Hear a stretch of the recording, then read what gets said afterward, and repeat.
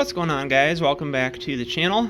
Got a video today on this 2015 Jeep Cherokee, and this fits a number of years in that range of Jeep Cherokee with rear knuckle bushing issues. Here we are on the rear passenger side wheel today. I've already done the driver's side, and so I've got a pretty good idea of some of the shortcuts you can take and things to look out for. The problem that we're addressing is this upper bushing right here, which is pressed into the knuckle. There's another one, but the upper one is the main issue, has play. So when you grab the tire with the weight off the tire up in the air, you can wiggle that and you can see that that bushing in there has play. It's the one in the knuckle, not in the control arm, so we've got to replace that. The thing is, the lower one's not much better. You can see how it's starting to separate there on the rubber. And there's finally a third bushing here at the back, which is the largest and strongest, and ours is in okay shape. But you can buy a kit that includes all three. I apologize, the largest and strongest is this lower. Ignore that. You can buy a kit from Dorman that includes all three bushings, and so if you're gonna do the job, I guess for the most part, you might as well do them all. The only exception to that would be, I think this lower right here, possibly that lower right there. If those are your issues, I think you could do those individually on the car and save a lot of work using a ball joint press. But because my issue is the upper, that's in such a tight spot, it can't be done easily on the car, and so I'm gonna remove the whole knuckle today and show you how to do all three bushings at the same time. So what I'll do is kind of a hybrid follow along. I'm just gonna cut the video a bunch in between steps and tell you what I'm doing. So far I've got the tire off. These are 19mm wheel studs. Next we're gonna go ahead and remove the axle nut. I use 1.25 inches. I'm not sure what the metric conversion is on that.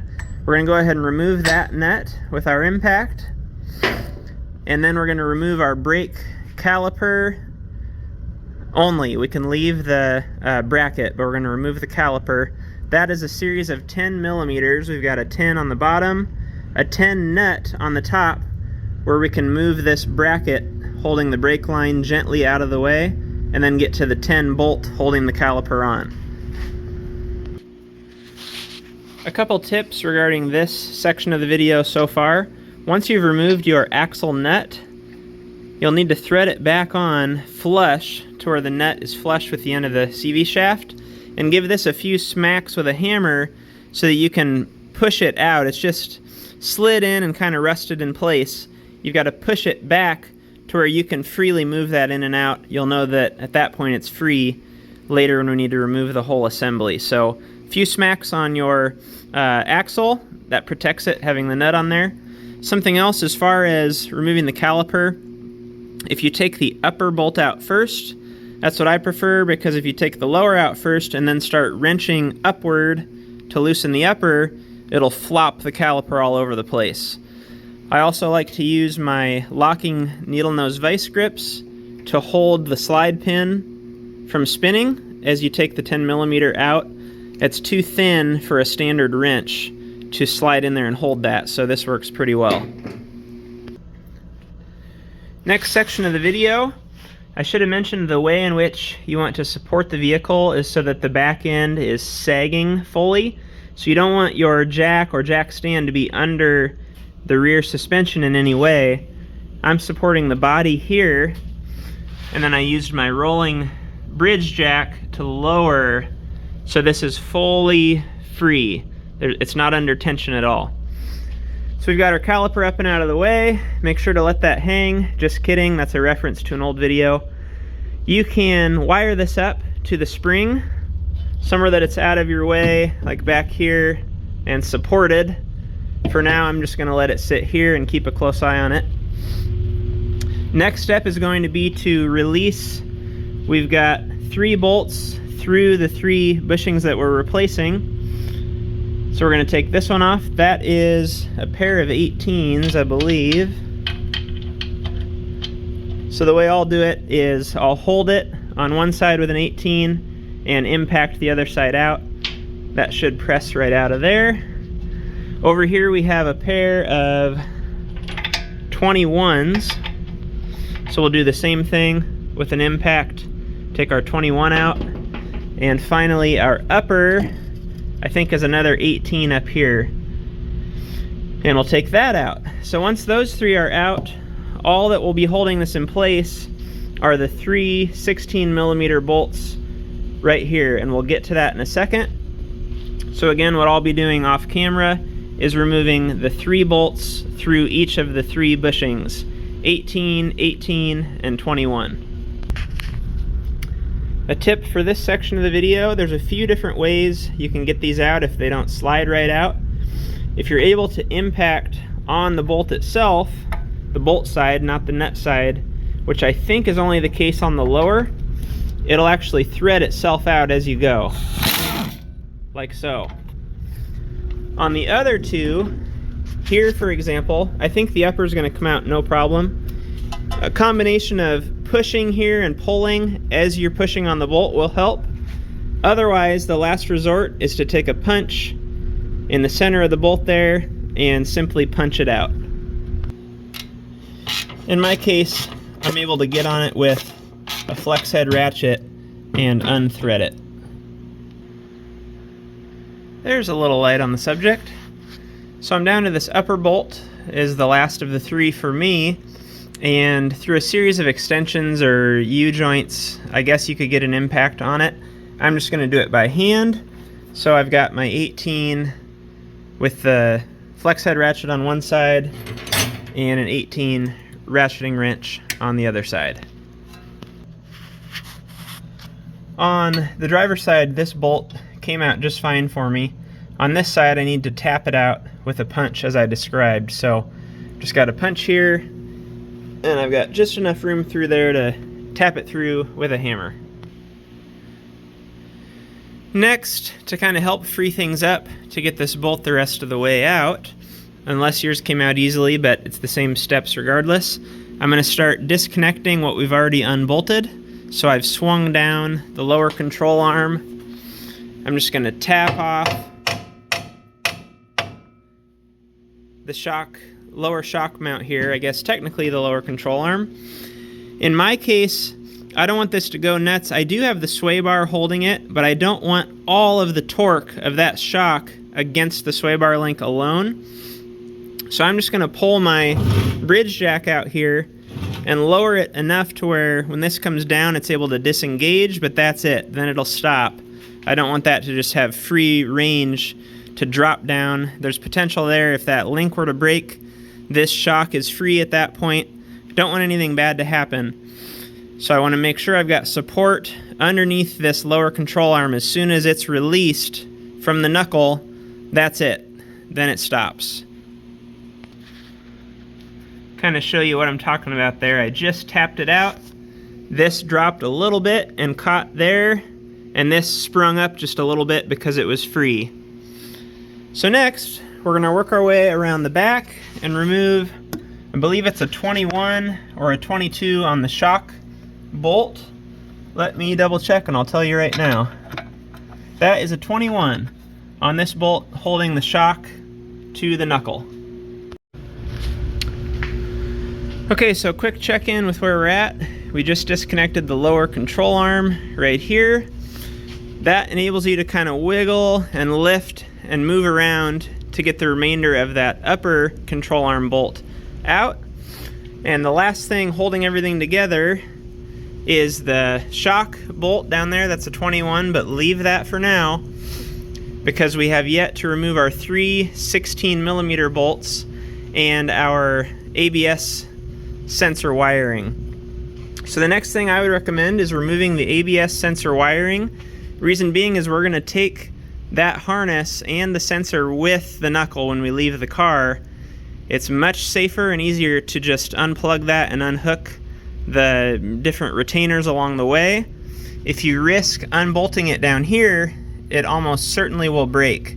So I highly recommend taking the whole harness with the car. All that is there's a rubber grommet here, a couple plastic clips another rubber grommet, another rubber grommet. And then if you remove this single 10mm bolt right here, that'll enable us to pull the splash shield back out of the way and get to the simple wiring connector to unplug that. As soon as I get that bolt out, I'll show you that connector. Here's our connector right up here on top. We're inside of the wheel well here. So we've undone the clips and grommets along the whole way. There's another one. And all we got to do is push in on the bottom. So we're going to have to kind of bend that out of the way, push in, and pull the connector off. I take that back. I forgot this is a Chrysler product, so of course it's not that easy.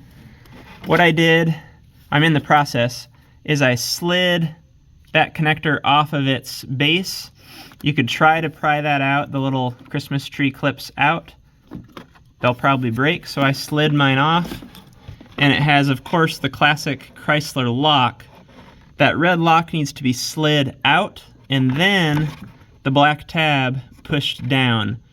On the driver's side, that broke for me. The red portion, the lock broke. I was still able to push the tab down and get it out. So be careful, maybe spray some WD-40 on that red plastic portion in order to take a pick or a small flat screwdriver and push it out before you're able to push down on the black tab. I discovered a little bit of a hack here that I just realized. If you look in the end of the connector, where the wire is leading to the wheel, there's a little red tab there. That's attached to the red tab out here. All you've got to do is push that red tab up, or to the left in my case, and it will disengage this red tab to be slid out. Then I can push down on the black portion and pull the connector apart. Our harness is free. I like to zip tie mine up just to keep it all consolidated.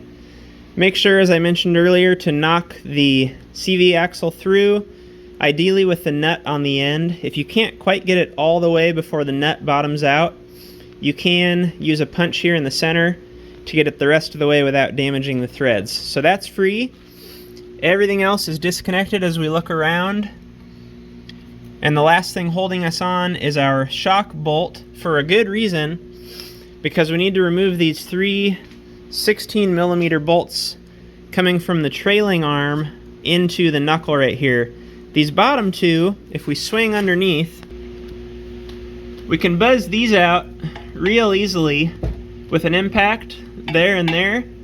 That upper one, they did a nice job of putting the rigid brake line directly centered in the way of that bolt, and the bracket holding the brake line to the trailing arm is riveted, so there's nothing you can do about it. So what I have found is if you put a wrench in there, you can slowly, a quarter turn at a time, take that bolt out with a 16mm wrench from outside, out there. We can take that out. The trick is, you don't have enough room to back the bolt out this way. You've got to just leave it in and basically be pushing the knuckle out on the threads of the bolt as you undo it. So what I'm going to do is actually leave one of my easy impact bolts and do that bolt as far as I can, but that essentially has to be the last one. That top bolt has to be the last one because the knuckle needs to be able to separate outward as that bolt is loosened.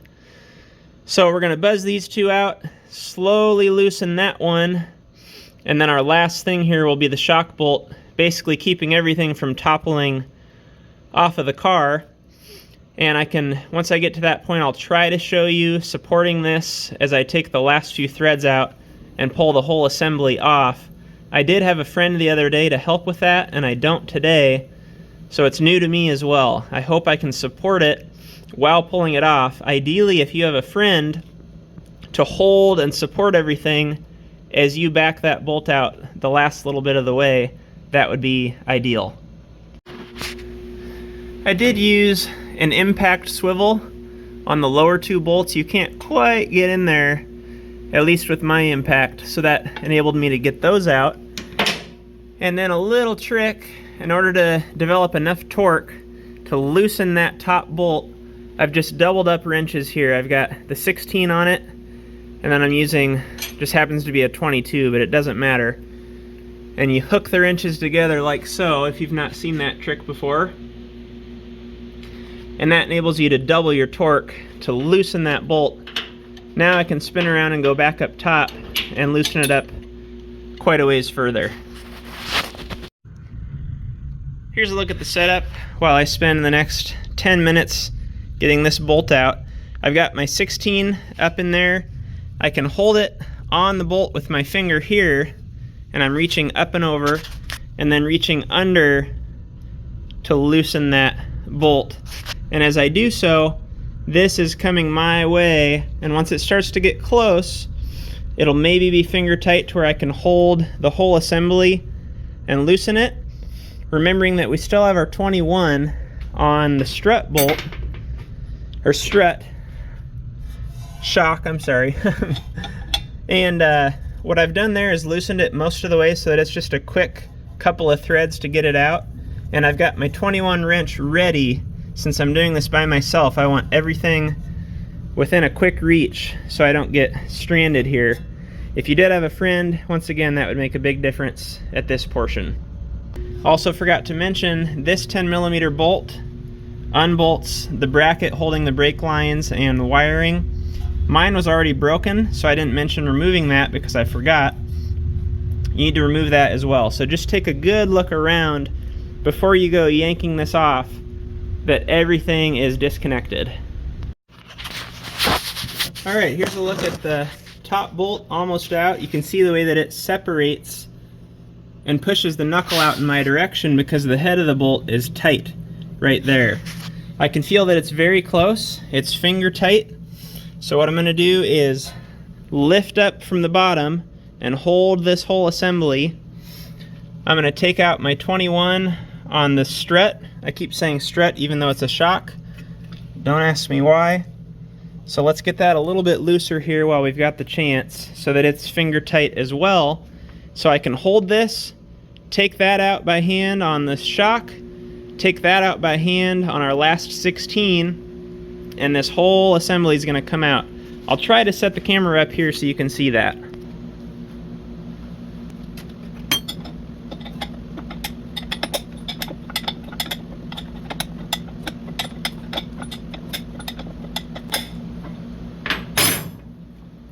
going to go back to the 16 here.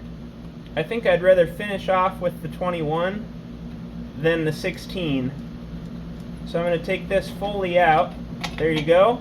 It stays in the trailing arm, you can see there. And our last step here is the 21.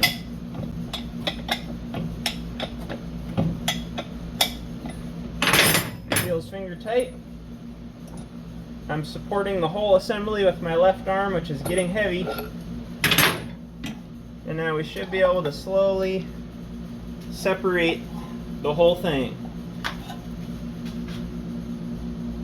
Now, making our way over to, I've got this nice padded mat to work on.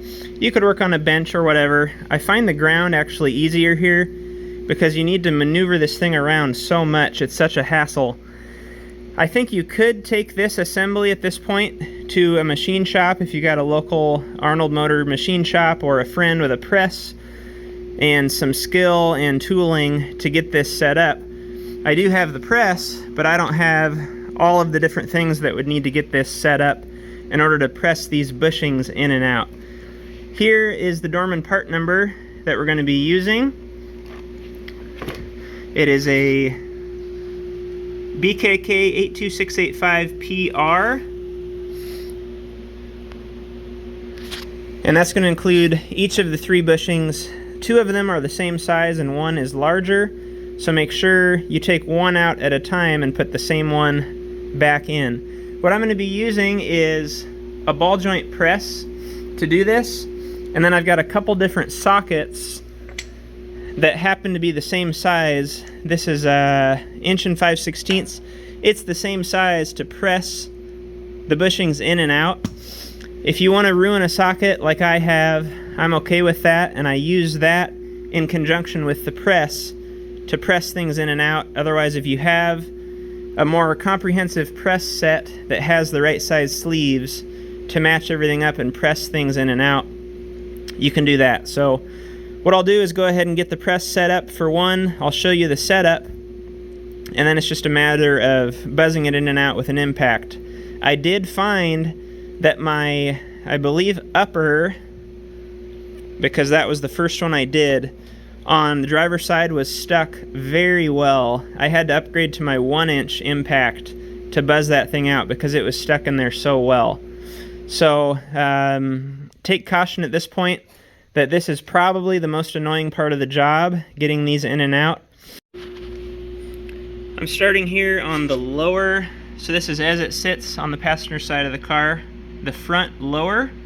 I've got my 1 5/16 socket, or whatever you have that is the same size, or just slightly under the sleeve of the bushing. I should add, the way that these bushings are made, there is a ring, so there's an outer sleeve here, then there's a step down, so you can press on the rubber portion and go just inside of this outer sleeve, and I forget what that was for me. I think it was maybe a 1-inch socket that fit perfectly in there. You can do that as well. So if this doesn't work, I'll switch to that. The difference there is it gives you something to push down inside of to help support the socket from walking off to the side. Then I have the middle-sized receiving tube to go around. I've got the receiving cup, and I'm going to be pushing from this direction, so I'm pushing it out versus pulling it out. So I warned you guys, at this point, it takes the big guns.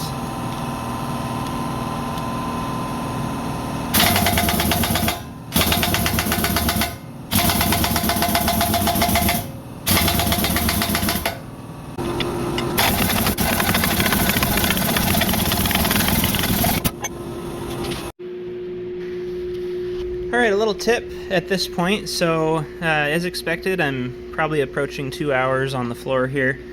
What I'm going to do is, just for the sake of the video, I'm going to just push out the center of this bushing that I'm working on right now, just to show you the other options. So, option 1 is find something of similar size of that outer sleeve. I'm going to show you the other option. 1 second here. Get that pushed out. So there, I was just pushing directly on the center of the bushing with the pin of the press, and I had my receiving tube on the opposite side, and you can see there just the center of the bushing came out. So I'll knock that out and show you what you could do other than pressing on the outer sleeve. So what you're left with, I took a razor blade and trimmed the boot out, and then you pop the final, there's a final ring that sits down in there. You just take a flat screwdriver, pop that out, and then you have this nice shelf in here where you can take a much smaller socket. I've got a 1-inch socket here. You could maybe go 1 1/16, not quite 1 1/4. But what that does is just gives you a nice flat surface where you know you're pressing on the right area. Instead of trying to balance something on this thin outer ring, you have a giant inner surface there to push on, and that also gives you about an extra 1/4 inch of reach because you're now pushing in, so you don't have to reach as far with the clamp setup. And so that's just an idea. That's what I'm going to do to get the bushing out after spending an hour trying the other methods. Alright guys, it's the next day. I had to step away from this, but I'm going to try and cut the previous portion of the video just to jump to show you that a nice press makes all the difference in the world on this job and on every future job for me now because I bought one. I'll do another video on this press, but it's the new Harbor Freight Icon press. You don't have to watch that now. I'll get into that later. So if you're interested in an awesome press, watch that other video. I'll link it here as soon as it's available. Anyway, I struggled and struggled to get this last one in. Finally, about the 3rd try with this press and the appropriate adapters, it's no problem. So I'm just going to continue to buzz that in. I got the other two done yesterday, and we'll be ready to go back in the car. So you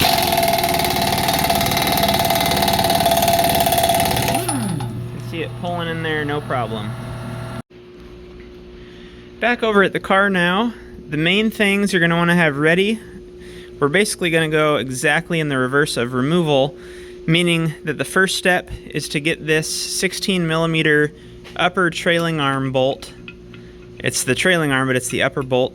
Get that started and start to pull in the knuckle assembly. Separate from that, we're going to need to first line up our CV axle.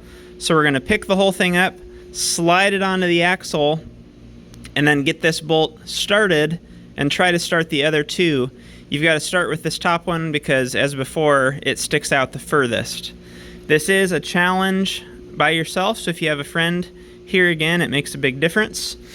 So I've got my 16 ready, my 16 bolts ready, and finally my 21mm shock bolt ready as well, because once we get far enough, we can get that started to help hold everything so we can take a break. So I'm going to give that a shot. I'll set up the camera for you.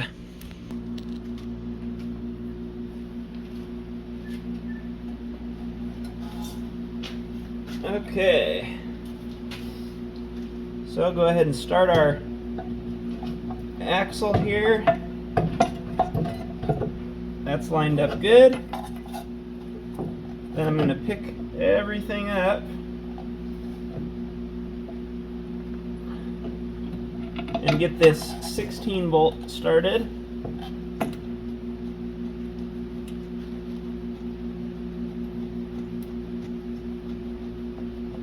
That's pretty good by hand. And then I'll take our 21, it's the one with the biggest washer that goes through the shock.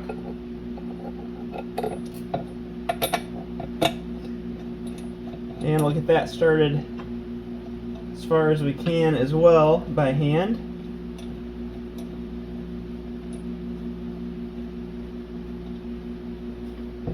And that's enough to hold things so that you can take a break. As soon as we're ready, we're going to come back and just continue on the 16 up at the top and the lower two 16s on the trailing arm. I'm back to slowly wrenching on this upper 16mm bolt. Remember, you've got to keep the knuckle pulled out as far as you can as you tighten that and pull it in. Alright, so once we get our 3 16 bolts pulled down, we can tighten those all the way. We can tighten our 21mm shock bolt all the way. Next is going to be to put the axle nut on. That's our 1¼ or whatever millimeter. I apologize, I don't know, maybe 32. And we're going to tighten that down, not all the way. We're not going to torque it yet. It's much easier to torque at the end once the tire's on the ground. So we're just going to tighten that down until it stops and quit there. The next step is to go ahead and line up our upper and lower front control arm and bolts. So you just pull these up to where the hole lines up. You can use a punch or screwdriver to get that lined up. The largest bolt is on the bottom, and then we've got the smaller two on the top and the rear bottom. The top is an 18, the bottom is a 21. I've left this out because I'm going to use my jack to lift that up and compress the spring to where that lines up with that hole. So you just kind of have to pull it into place left to right and then use your jack to lift that up until it lines up and put the bolt in that one as well. So I'll go ahead and get that done and tighten all 3 of those down. And then you've got 2 options on the final steps. But the last things we need to do are to line up or reroute our harness. So our ABS harness that ran up through here through the different grommets and clips and is reattached up here. And then the final thing would be to put the brake caliper and pads back on. So anyway, I'll get those bolts tightened down and then we'll move on to one of those 2 steps. A little trick on this lower bolt, if it's not quite lining up for you and you're having a hard time, you can just take a standard pry bar or any sort of prying tool right up in here, and you can pry the knuckle outward is what I had to do, and then push up a little more on the jack, because what it was is that hole on the receiving side of the bolt was low and away, and so by pulling the knuckle away and pushing up on the control arm, that helped to get it lined up. So now we've got those all tightened, we're going to move on to rerouting our harness, and that's pretty simple. I'm not really going to show it, but you just follow along with where those grommets are and the clips along the length of your harness. I did remove this one clip to get it out of the way. That just slides into a hole right here on the top of the knuckle and receives our 3 lines, our brake line, electrical here, and then our ABS harness. Remember, once you get your ABS electrical attached, to replace the 10mm nut holding the splash shield to the fender. Just about the last step now is to replace our brake pads. I had already replaced the pads when I did the other side, and so I had already wound back this caliper. These are a wind back style, and it's kind of a pain. You've got to go very slow. I think on various Jeeps there's a way to put it into service mode to release the electric parking brake. I'm not going to get into that, but I will say that I found if I went slow enough with the wind back tool and then just waited and went a little more, waited, and I didn't squeeze too tight. That was the trick. It was kind of loose as far as the pressure was, and I was able to get it wound back no problem. So if you're putting the same pads back, you don't really need to worry about that. I'm putting new pads back, but I haven't really used the brakes yet because the vehicle's just been sitting here. So we're going to be okay not having to wind that back, at least at this point. So I'll get my pads back on, caliper on, and the 2 caliper 10mm caliper bolts. Remember that the one with the stud goes on top because the bracket, the brake line bracket, slides over that stud, completed by a 10mm nut.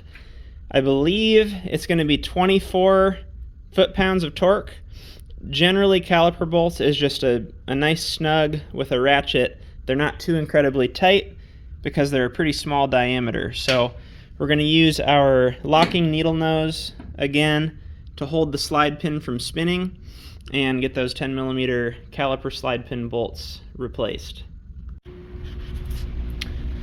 Caliper is back on, so now we're just going to take a general look around. Do we have any leftover hardware?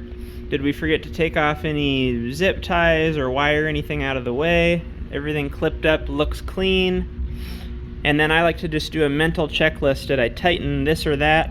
And if I'm even remotely unsure, I go ahead and recheck it.